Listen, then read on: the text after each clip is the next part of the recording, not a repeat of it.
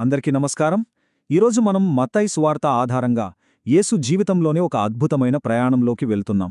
అసలు చరిత్ర గతిని మార్చేసిన ఆ కీలక సంఘటనలు, ఆ ఆలోచనలు ఏంటో వాటిని చాలా సరళంగా, స్పష్టంగా అర్థం చేసుకునే ప్రయత్నం చేద్దాం. సరే, అసలు కథలోకి వెళ్లే ముందు ఒక్క క్షణం ఆగి ఆలోచిద్దాం.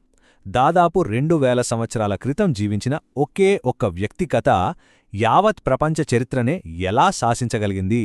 ఇది మామూలు ప్రశ్న కాదు. మనం చేయబోయే ఈ ప్రయాణానికి ఇదే పునాది. సరే, ఈ ప్రయాణంలో మనం 6 ముఖ్యమైన ఘట్టాలను చూడబోతున్నాం. ముందుగా ఊహించని ఆరంభం, తర్వాత ఒక విప్లవాత్మక పరిచర్య, ఆపై ఆయన బోధనలు, అద్భుతాలు. ఇక అక్కడ నుంచి సంఘర్షణ మొదలవుతుంది. తరువాత అత్యంత కీలకమైన చివరి వారం, ఫైనల్గా ఆయన మరణం, దాని తర్వాత ఇచ్చిన ఒక కొత్త ఆజ్ఞ. వీటన్నిటిని మనం వివరంగా చూద్దాం. అయితే మన కథ ఇక్కడ్నించే మొదలవుతుంది. యేసు జననం గురించి మాట్లాడుకుంటే అది ఏమాత్రం సాధారణమైనది కాదు. ఆయన పుట్టుకతోనే ఒక దేశానికే ముప్పుగా మారారు. ఎలాగూ చూద్దాం. అసలు ఏం జరిగిందంటే, తూర్పు దేశం నుంచి కొంతమంది జ్ఞానులు వచ్చి యూదులకు ఒక కొత్త రాజు పుట్టాడు అని ప్రకటించారు. ఆ మాట వినగానే సింహాసనం మీదున్న రాజు హేరోదుకి వణుకు పుట్టింది. తన పదవికి ఎక్కడ ముప్పు వస్తుందో అని భయపడి ఓ దారుణమైన నిర్ణయం తీసుకున్నాడు.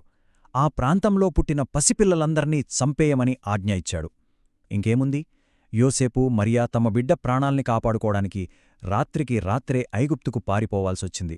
చూశారా ఎంత నాటకీయంగా మొదలైందో ఈ కథ. సరే, ఇప్పుడు కథలో మరో దశ. యేసు తన బహిరంగ పరిచర్యను మొదలుపెట్టే సమయం వచ్చింది. కాని అది అనుకున్నంత తేలిగ్గా జరగలేదు. దానికి ముందు ఆయన ఒక పెద్ద అగ్ని పరీక్షని ఎదుర్కోవాలి. ఆ తర్వాతే తన మొదటి అనుచరులను పిలవాలి. అరణ్యంలో ఏకంగా 40 రోజులు ఉపవాసమున్నారు. ఆ బలహీనమైన సమయంలో 3 పెద్ద శోధనలెదురయ్యాయి. ఒకటి, ఆకలితో ఉన్నావుగదా, ఈ రాళ్లను రొట్టెలుగా మార్చుకో అంది. 2, నువ్వు దేవుని కుమారుడివే అయితే ఈ దేవాలయం పైనుంచి దూకు, దేవదూతలు కాపాడతారు కదా అని సవాలు చేసింది. ఇక మూడోది, అన్నింటికన్నా పెద్దది, ఈ ప్రపంచ రాజ్యాలన్నీ నీకిస్తాను, ఒక్కసారి నాకు నమస్కరించు అని ప్రలోభపెట్టింది. కాని యేసు వాటన్నింటినీ తిరస్కరించారు. తన లక్ష్యం భౌతికమైన అధికారం కాదని, ఆధ్యాత్మికమైనదని అక్కడ ఆయన స్పష్టం చేశారు. ఆ తర్వాత ఆయన గలిలయ సముద్రతీరంలో నడుస్తూ చేపలు పట్టుకుంటున్న పేతురు, అంద్రే అనే 2 సోదరులను చూశారు. వాళ్లతో ఆయన అన్న మాటేది, నా వెంబడి రండి, నేను మిమ్మల్ని మనుషుల్ని పట్టుకునే జాలరులుగా చేస్తాను. అంతే, ఆ ఒక్క పిలుపుతో వాళ్లు తమ వలల్ని, పడవల్ని, తమ బతుకుతెరువుని అక్కడికక్కడే వదిలేసి ఆయన వెంట నడికారు. ఆ క్షణం నుంచి వాళ్ల జీవితాలు పూర్తిగా మారిపోయాయి. ఇక ఇక్కడి నుంచి యేసు పరిచర్యలో అత్యంత కీలకమైన భాగం మొదలవుతుంది.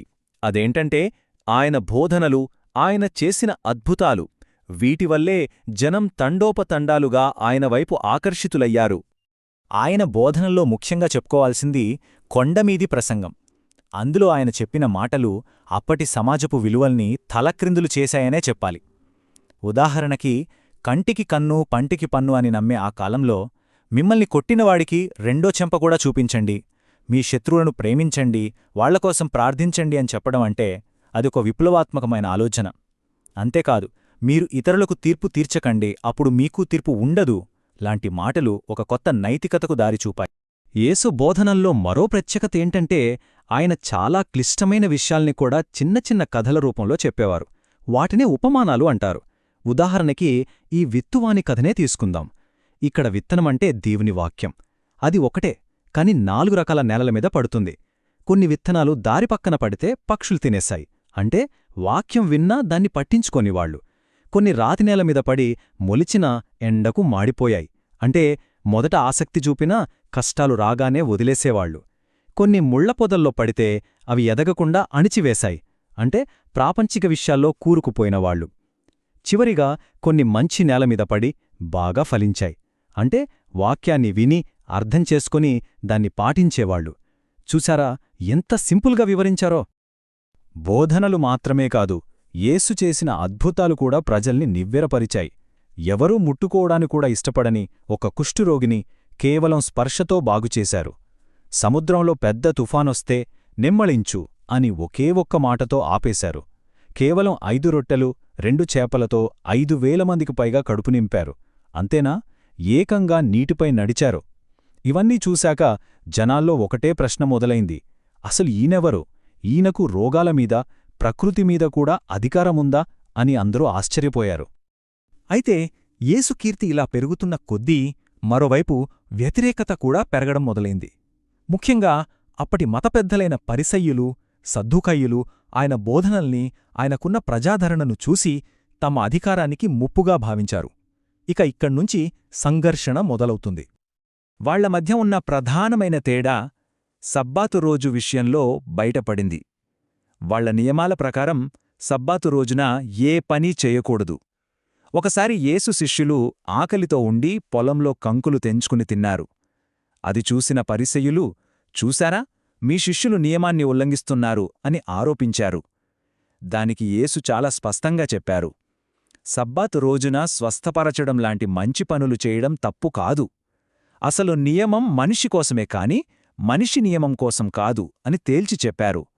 ఇక్కడ మానవ అవసరాలకి, కఠినమైన మత ఆచారాలకి మధ్య ఉన్న సంఘర్షణ మనకు స్పష్టంగా కనిపిస్తుంది. యేసును మాటల్లో ఇరికించాలని చాలా ప్రయత్నాలు చేశారు. ఒకసారి వాళ్ళొచ్చి, మనం రోమా చక్రవర్తి అయిన కైసరుకు పన్ను కట్టాలా వద్దా అని అడిగారు. ఇది చాలా ప్రమాదకరమైన ప్రశ్న. కట్టాలి అని చెప్తే సొంత ప్రజలైన యోధులకు ద్రోహి అవుతారు. వద్దు అని చెప్తే రోమా ప్రభుత్వానికి ఎదురు తిరిగినట్టవుతుంది. అప్పుడు యేసు ఒక నాణెం తెమ్మని చెప్పి, దీనిమీద ఎవరి రూపముంది అని అడిగారు. కైసరుది అని వాళ్ళు చెప్పగానే ఆయన అన్నారు, అయితే కైసరువి కైసరుకు, దేవునివి దేవునికి చెల్లించండి అని. చూశారా ఎంత అద్భుతంగా వాళ్ళు వేసిన ఉచ్చులోంచి బయటపడ్డారో? ఇక ఇప్పుడు మనం కథలో అత్యంత కీలకమైన, ఉత్కంఠభరితమైన చివరి వారంలోకి అడుగుపెడుతున్నాం.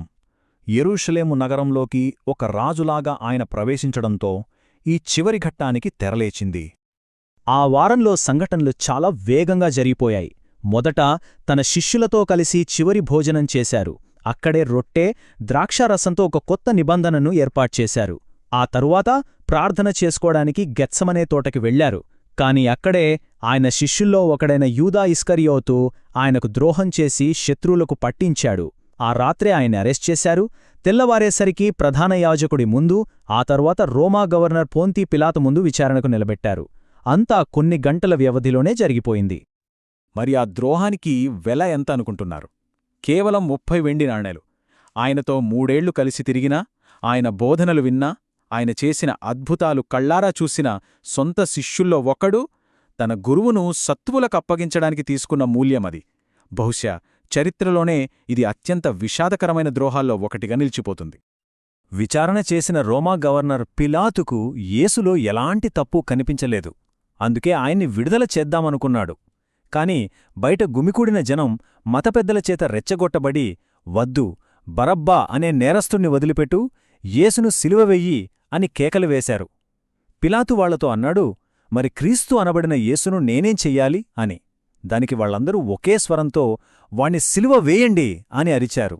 ఇక చేసేదేమీ లేక పిలాతు జనాల ఒత్తిడికి లొంగిపోయి, ఈయన రక్తానికి నేను బాధ్యుడిని కాను అని చెప్పి చేతులు కడుక్కుని మరణశిక్షకు అప్పగించాడు. ఇక మనం కథ యొక్క ముగింపుకు చేరుకున్నాం. కాని ఇది కేవలం ముగింపు కాదు, ఒక కొత్త ఆరంభం కూడా. ఆ క్రూరమైన మరణశిక్ష, దాని తర్వాత జరిగిన ఊహించని ఒక సంఘటన ఈ కథను మాత్రమే కాదు, యావత్ ప్రపంచ చరిత్ర గతినే మార్చేసింది.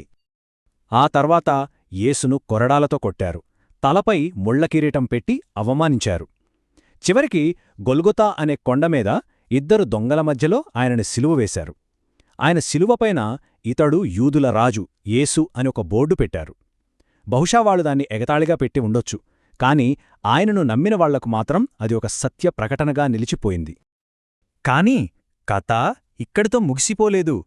అందరూ అంతా అయిపోయిందనుకున్న 3వ రోజున ఒక అద్భుతం జరిగింది.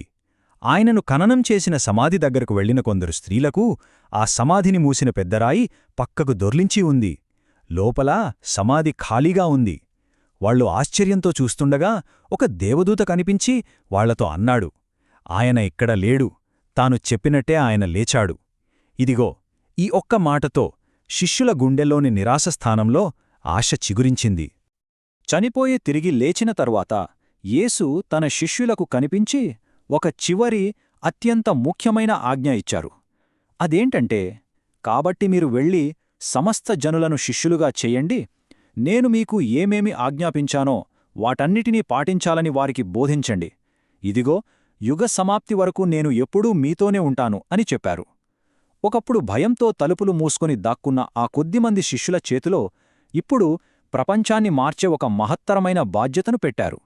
ఈ ఒక్క ఆజ్ఞతోనే ఒక కొత్త ప్రపంచవ్యాప్త ఉద్యమానికి బీజం పడింది. మరి ఆ రోజు భయంతో దాక్కున్న ఆ కొద్దిమంది అనుచరులకు ఇచ్చిన ఆ చివరి ఆజ్ఞ చరిత్రలో అంత పెద్ద ప్రభావాన్ని ఎలా చూపగలిగింది? ఒక చిన్న సమూహంతో మొదలైన ఆ ప్రయాణం ఈరోజు ప్రపంచంలోనే అతిపెద్ద విశ్వాసంగా ఎలా రూపాంతరం చెందింది? ఈ ప్రశ్న మనందర్నీ ఆలోచింపజేయాలి. ఈ ఆలోచనతోనే మన ఈ వివరణను ముగిద్దాం.